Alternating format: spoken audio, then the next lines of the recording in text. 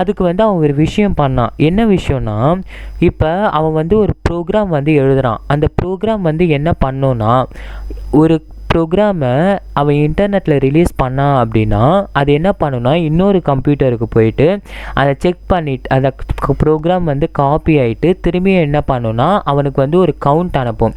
அதாவது இந்த கம்ப்யூட்டரில் வந்து கனெக்ட் ஆகிருக்கு அப்படிங்கிறது. அந்த மாதிரி ஒவ்வொரு கம்ப்யூட்டர்லேயும் அந்த ப்ரோக்ராம் வந்து பாஸ் ஆகி இவனுக்கு வந்து ஒரு இன்ஃபோ வந்து அனுப்பும். அப்படி அந்த மாதிரி ஒரு ப்ரோக்ராம் வந்து எழுதுறான். அதுக்கப்புறமா அவன் என்ன பண்ணுறான்னா, அதை இன்டர்நெட்டில் ரிலீஸ் பண்ணி விடுறான். அதை ரிலீஸ் பண்ணும்போது அது என்ன ஆகுது அப்படின்னா, இவன் நினச்ச மாதிரி தான் முதல்ல ஸ்டார்டிங்கில் ஒர்க் ஆகுது.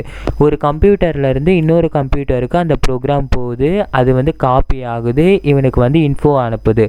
ஆனால் அதுக்கப்புறம் என்ன ஆகுதுன்னா, திரும்பி என்ன ஆகுது, அதே ப்ரோக்ராமே வந்து அதே கம்ப்யூட்டர்லேயே நிறைய வாட்டி காப்பி ஆக ஆரம்பிக்குது. அந்த மாதிரி காப்பி ஆகிறது மட்டும் இல்லாமல் அண்ட் ஆல்சோ இது இன்னொரு கம்ப்யூட்டருக்கு போயிட்டு அங்கே காப்பி ஆகிட்டு திரும்பியும் அதில் நிறைய காப்பி ஆகுது.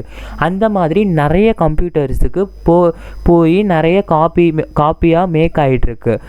இந்த மாதிரி ஆகிறதுனால என்ன ஆயிடுச்சு அப்படின்னா, அங்கே அந்த யூனிவர்சிட்டியில் இருக்கக்கூடிய கம்ப்யூட்டர்ஸ்லாம் வந்து ரொம்ப லோ ஆக ஆரம்பிச்சிருச்சு. பிகாஸ் அவன் வந்து அனுப்புனதே அங்கே நிறைய காப்பி ஆகிறதுனால ப்ராசஸரால் இன்னும் வந்து அந்த மற்ற விஷயங்களால் ப்ராசஸ் பண்ண முடியல. அதனால் கம்ப்யூட்டர்ஸ் வந்து எக்ஸ்ட்ரீமாக ஸ்லோவாக ஆரம்பிச்சிருது.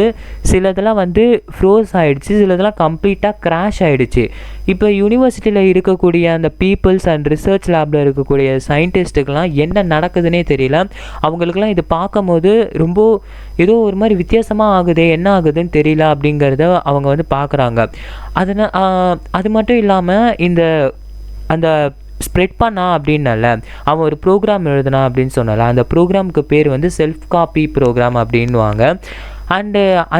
அது வந்து எப்படின்னா, இப்போ ஒரு கம்ப்யூட்டர்லேருந்து இன்னொரு கம்ப்யூட்டருக்கு பாஸ் ஆகுதுன்னா அது யூஸ்வலாக வந்து நம்ம இந்த மாதிரி கான்செப்ட்ஸில் அதை வார்ம் அப்படின்னு சொல்லுவோம். அந்த வார்ம் அப்படிங்கிறது தௌசண்ட்ஸ் ஆஃப் கம்ப்யூட்டர்ஸில் வந்து பட்டு ஸ்ப்ரெட் ஆக ஆரம்பிச்சிருச்சு.